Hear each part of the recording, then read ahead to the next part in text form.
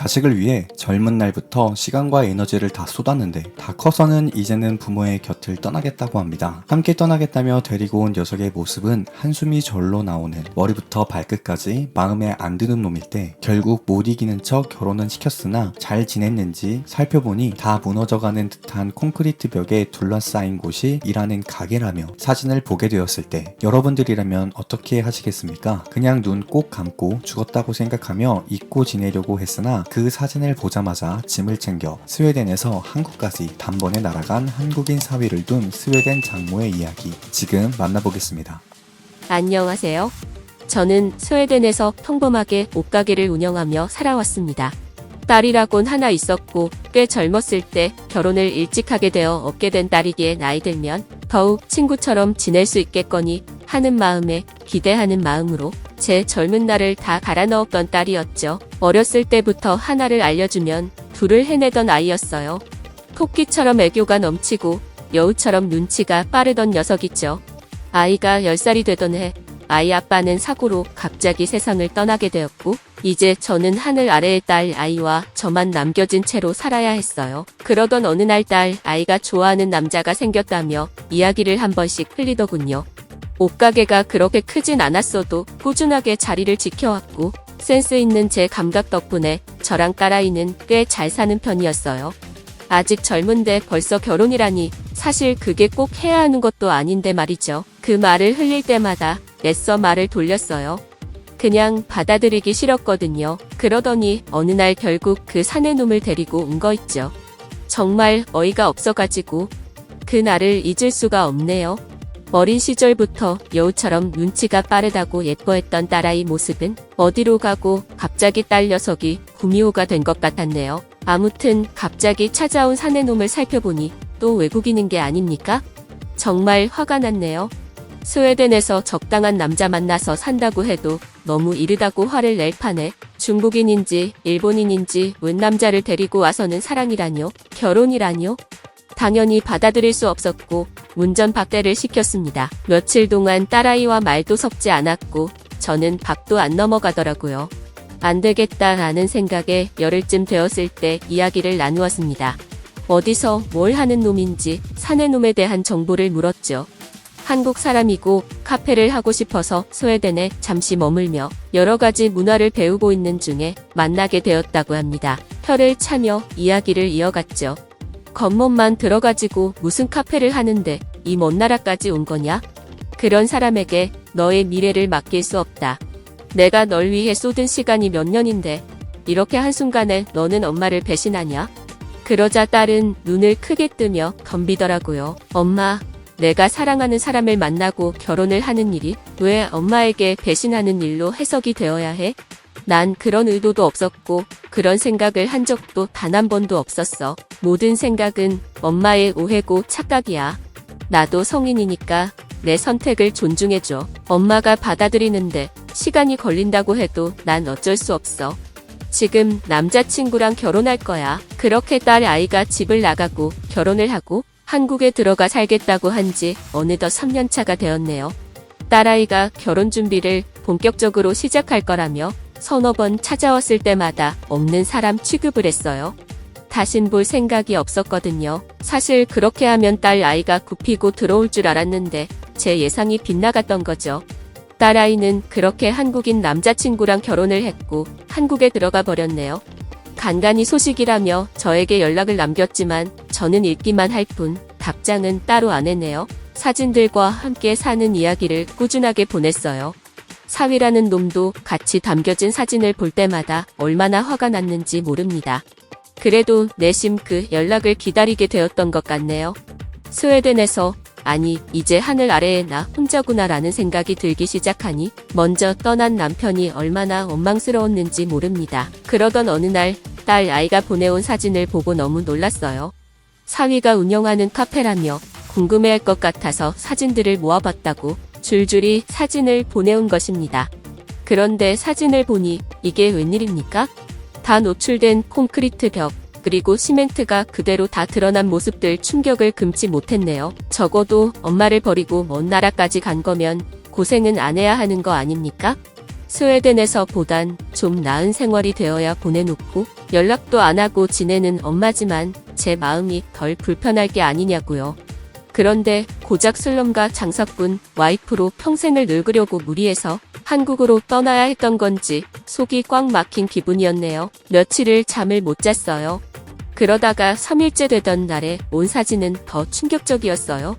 딸 아이가 임신을 했다며 초음파 사진과 함께 이야기를 전해오는 메시지였죠. 안 되겠다 하는 생각이 들었습니다. 당장에 한국에 찾아가야겠다고 생각을 했어요. 딸아이가 지금 임신까지 한 상태로 슬럼과 같은 곳에서 다 무너져가는 카페를 운영하는 사위놈과 지낸다면 절대적으로 안전할 수 없다는 확신이 들었거든요. 한국행 비행기를 끊었고 몇 년 만에 딸아이에게 메시지를 보냈습니다. 비행기 시간이 나오게 티켓을 찍어서 보냈죠. 그렇게 도착한 한국엔 배가 살짝 나온 딸아이와 사위새끼가 서 있었습니다. 우러통이 터져서 딸아이의 손목을 잡고 당장에 스웨덴으로 돌아오고 싶었지만 그래도 임신 중이라는 사실을 기억하며 꾹꾹 참았네요. 사위놈은 무슨 자신감인지 저를 보자마자 아주 반갑게 웃더군요. 드디어 본인이 인정받았다고 착각을 한 거죠. 아주 대단한 착각. 그렇게 한국에 도착하자마자 식사를 하자며 한식당으로 향했습니다. 밥은 무슨 이라는 생각이 들었지만 역시나 임신 중인 딸아이를 생각하니 밥을 먹이긴 해야겠더라고요. 그래서 도착한 식당에서 밥을 먹는데 한국 음식점이라고 해봤자 뭐 얼마나 대단하겠어 라고 생각을 했습니다. 그런데 이게 무슨 일? 깔끔하게 세팅된 상차림이 너무 화려하고 아름다웠습니다. 정갈하게 담겨진 음식들의 맛은 또 얼마나 좋던지 맛있어 하는 게 너무 티날까봐 조심스럽게 먹긴 했지만 잡채라는 요리는 부끄러움을 무릅쓰고 리필을 요청해서 더 먹었네요. 사위놈이 앞에서 입꼬리가 올라가는데 화가 났지만 리필할 수밖에 없는 맛이었네요. 직원들도 친절하고 한국이 생각보다 선진국이구나 라는 생각이 들었습니다. 그렇게 밥을 먹고 집으로 곧장 가려다가 문득 이 시간에 저를 데리러 나온 사위 녀석을 쳐다보니 아차 싶더라고요. 아, 이 사위 녀석이 그렇게 다 무너져가는 카페를 하다가 결국 카페가 무너졌나 보다. 그게 아니면 날 데리러 어떻게 이렇게 자유롭게 나온 거지? 라는 생각이 들더라고요. 그래서 안 되겠다는 생각이 들어서 사위놈의 카페를 보고 싶으니 거기 먼저 가자고 이야기를 건넸네요. 딸아이는 오늘처럼 본인에게 찾아오기 위해서 지난 몇 년간 몰래카메라를 한 거냐며 저의 모습에 기쁨을 감추지 못하고 계속 업된 목소리로 말을 걸어왔네요. 화가 났지만 꾹꾹 누르고 사위놈의 카페를 확인한 후에 딸 녀석이 사위와 헤어지고 스웨덴으로 돌아가야 하는 이유에 대해 설명하려고 마음을 먹었네요. 그렇게 사위놈 카페 인근에 도착했어요. 동네는 제가 생각했던 슬럼가랑은 사뭇 다른 분위기였어요. 젊은 사람들이 줄지어 있고 감각적인 음악이 여기저기서 흘러나오더라고요. 딱 봐도 젊은이들의 거리다라는 느낌이 들었네요. 알고 보니 거기는 한국에서 카페로 유명한 성수동이라는 곳의 카페거리였어요. 그중에 저 앞에 사람들이 줄을 길게 서 있는 카페가 한 곳 보였는데 사진 속 그 노출된 콘크리트 벽, 시멘트가 그대로 드러나 있던 사위놈의 카페였어요. 잘 본 게 맞나 라는 생각에 딸 아이에게 바로 물었네요. 저기 멀리 보이는 사람들이 줄 서 있는 저 카페가 너네 카페니? 그러자 딸아이는 웃으며 맞다고 어서 와보라며 제 손을 잡고 가더라고요. 딱 봐도 카페 안은 너무 분주해 보였고 딸아이와 사위놈과 함께 들어가자 직원들이 그렇게 바쁜 중에도 인사를 건네더라고요. 테이블마다 앉아있는 젊은 사람들은 핸드폰으로 음료 사진을 찍기 바빴어요. 말로만 듣던 핫플이 이런 곳인가 싶은 생각이 들더라고요. 사위 녀석이 자기 카페에서 가장 잘 나가는 음료와 디저트라며 바로 받아와서는 건네더라고요. 크림이 올라간 커피였는데 안에 침이라도 뱉었나 싶었지만 그래도 믿는 마음으로 한 모금 마셔보았네요. 부드러우면서도 깊은 맛, 과하지 않은 단맛의 크림이 입안에 가득 퍼지고 그 끝에 커피가 들어오는데 정말 맛이 좋더라고요. 왜 사람들이 줄을 서는지 알 것 같은 맛이었어요. 이렇게 맛있는 커피를 판다면 나라도 줄을 서서 기다릴 것 같은 느낌이었달까요? 그런데 도대체 카페 인테리어는 왜 하다가 만 건지 이유를 물었어요. 그러자 사위놈과 딸아이가 크게 웃더라고요. 또 저는 이야기를 이어갔죠. 사실 너네 가게라며 찍어보낸 사진을 보고 슬럼가에 다 허물어가는 가게를 생각하고 놀래서 한국에 들어온 거다. 그렇게 무너져가는 곳에서 밥 한 끼는 챙겨 먹을 수 있을 만큼 벌이는 되는지 싶었고 임신까지 했다고 하니 이렇게는 도저히 안 되겠다는 생각으로 너희를 스웨덴으로 데리고 가려고 들어온 거다라고 말을 했죠. 딸아이와 사위놈은 크게 웃었고 염려는 덜으시라며 직원들까지 둬도 충분할 만큼 장사가 잘 되는 카페이고 사실 지금 이런 인테리어가 요즘 유행하는 스타일이라고 이야기를 하더라고요. 그러고 나서 성수동이라는 거리를 돌아다녀 보니 진짜 공사가 아직 덜 끝났는데 커피를 마시고 있는 듯한 곳도 있더라고요. 그렇게 딸 아이와 사위 녀석과 짐을 두기 위해 집으로 향했어요. 그동안 무슨 걱정을 하고 살았나 싶을 만큼 허무해지는 순간이었네요. 집이 너무 으리으리하고 좋았고 가전제품들은 또 얼마나 좋던지요. 지하 주차장에서 웬 스포츠카가 열리며 거기서 무언가를 꺼내오던 사위놈. 알고 보니 저 비싸 보이는 스포츠카도 사위놈의 것이었더라고요. 지난날의 염려의 시간들을 되돌아보니 한 번이라도 진심 어리게 물어볼걸. 한국이라는 나라에 대해서 너무 무관심했던 제가 후회스럽기만 하네요. 첫인상 때부터 한결같이 참 성실하고 예의 바르던 사위놈의 모습이 다시 생각이 났고 그런 모습으로 지금의 카페까지 성공시킬 수 있었구나라는 생각에 고마운 마음과 미안한 마음이 참 컸습니다.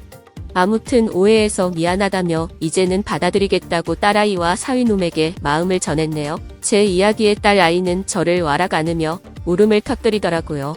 그리고 옆에 있던 사위놈도 고개를 떨구고 눈물을 닦는 모습이 보였네요. 딸아이가 임신 중이기도 하고 출산을 하기까지는 같이 지내기로 했어요. 물론 지금은 출산도 마쳤고 손주 녀석이 이제 곧 100일이 되어가는 시점이죠. 혐오하던 한국이 이제는 계속 살고 싶은 나라 한국이 되었는데요. 만족하는 부분에 대해 말하라면 10손가락 10발가락을 다 합쳐도 부족하네요. 그 중에 가장 마음에 드는 부분이 무엇이냐고 묻는다면 전형적인 한국인 남자 스타일, 예의 바르고 성실한 사위놈이 가장 마음에 든다고 대답해보렵니다. 아무튼 혹시 저처럼 한국에 대해 잘 모르시다가 되려 어쩌면 좋은 기회를 놓치는 분들 없길 바랍니다. 해외 반응 살펴보겠습니다. 한국 성수동. 나도 알지. 한국의 카페는 곳곳마다 줄지어 있고 또 팔고 있는 메뉴들은 얼마나 맛있는지 몰라. 건물 인테리어는 그런 컨셉이긴 해도 화장실은 여전히 깨끗해. 한국은 갈 때마다 매력적이야. 한국이 사실 전쟁을 겪은 지 그렇게 오래된 나라가 아니잖아. 역사라고 말하기엔 가까운 지난 몇십 년의 세월을 살펴보면 지금의 카페 문화가 정립했다는 게 놀라워. 그만큼 한국 사람들은 성실하게 나라를 위해 애써온 거겠지? 아무튼 한국은 알면 알수록 더 매력적인 나라야. 공감되는 부분. 한국인 남자친구를 데려왔는데 중국인인지 일본인인지 헷갈렸다는 말에 너무 공감. 그런데 한국 사람을 한 번이라도 경험해본 사람들은 공감할 건데 한국 사람들은 중국인이나 일본인과 비교가 안 되는 점이 있음. 이건 정말 직접 경험해봐야 아는 부분. 아이고 딸아이를 그렇게 끊고 지낼 만큼 엄마의 마음이 얼마나 힘들었을까 공감이 가네요. 그래도 엄마는 끝까지 엄마네요. 한국까지 쫓아 들어간 덕분에 서로 간의 오해가 잘 풀릴 수 있었던 것 같아서 제 마음이 더 안심이고 기쁩니다.